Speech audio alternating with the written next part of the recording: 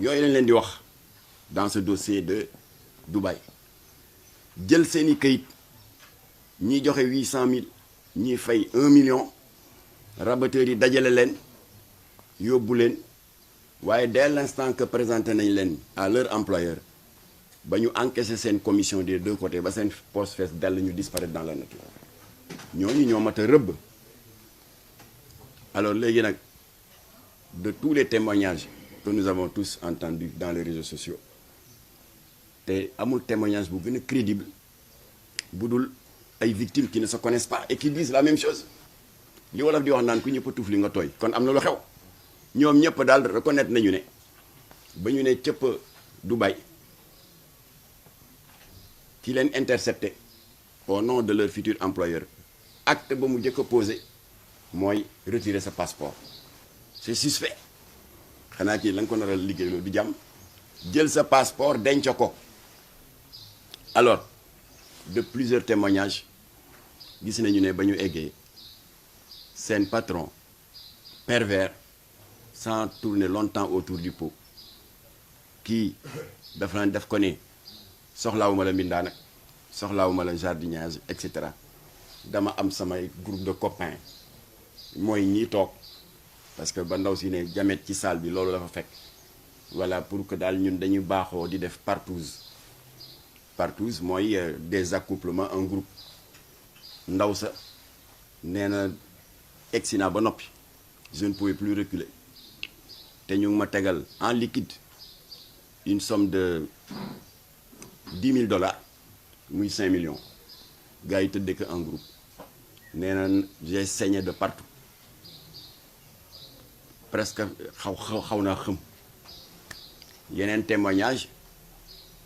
ay milliardaires pervers et obsédés sexuels li leen itteel c'est la contemplation d'un acte de zoophilie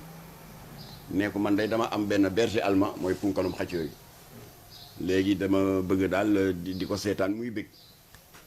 kon daal soo bëggee $20 000 a ngi nii pour nga tëdd ak moom $20 000 c'est 10 millions de francs CFA ainsi de suite bi nga xamee nag moo gën a jéggi dayoo et qui a fait l'objet d'une enquête pointue de vos confrères de C8 qui est une télévision française spécialisée dans les problèmes de société ñu invité fa benn boroom xam-xam ci laa doog a comprendre ampleur bi scandale Dubaï bi jur te am un aspect de traitement dégradant et inhumain ci laa ko doog a comprendre alors boroom xam-xam bi nee na déviance comportementale sexuelle nga bari façon yéen xam ngeen ko l'homosexualité góor jigéen yàlla bind la ne góor la nga ne ko d'accorduma dem di def le contraire lesbianisme déviance comportementale la zoophilie mooy ñiy tëdd ak mala yéen presse bi janvier février am na scandale bu amoon ci banlieue bi góor jigéen bu ñu jàpp muy tëdd ak béy et la nécrophilie ci déviance comportementale yi la mooy ñi nga xam ne balaa ñoo yëg vraiment dégg nga leur sensation en tant que homme mooy ñu dem corrompre des gardiens de morgue di tëdd ak néew voilà alors boroom xam-xam bi nag nee nag dafa am beneen forme de déviance rare mais qui existe et qui est violente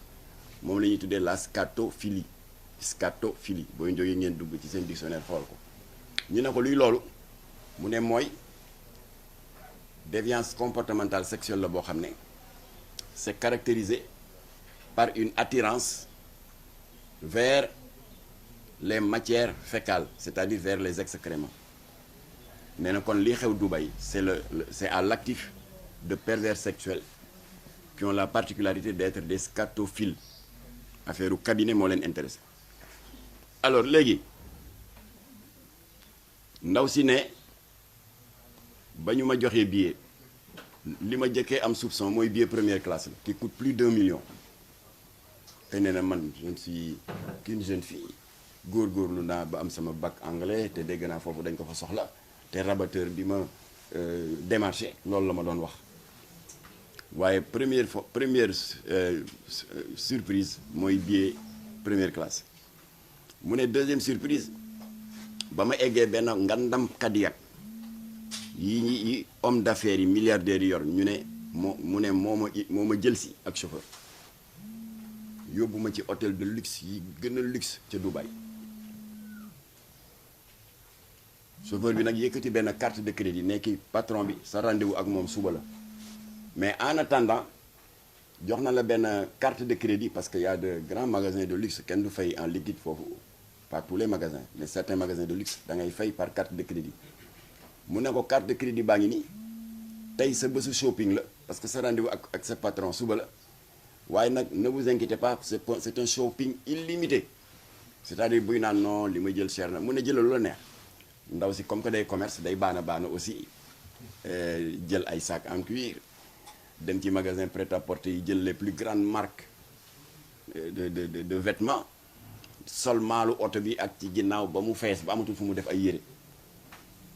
alors chauffeur bi daal di ko yóbbu mu dal ci hôtelam nee na c'était la première fois ba ma eggee hôtel ba ca laa am communication téléphonique ak waa ji ma embauché waaw na nga def dal nga ci jàmm waaw egsi naa ci jàmm bon voilà suba la suñu rendez-vous mbaa fàtte ko mu ne ko non en tout cas maa ngi lay remercier maa ngi lay nangam ma ne ko tey nga dee de boo xamoon li lay xaar effectivement le lendemain chauffeur ba jël si ko ba mu ñëwee waa ji était seul dans son salon célibataire la milliardaire bien habillé waaye boo leen gisee ak seen jàllaba yu rafet yeeg égal yu ñuul yi ndeysaan da ngay defee ne ay sëtu yonent bi lañ c'est des vrais pervers sexuels waa ji ne ko soxlaawuma la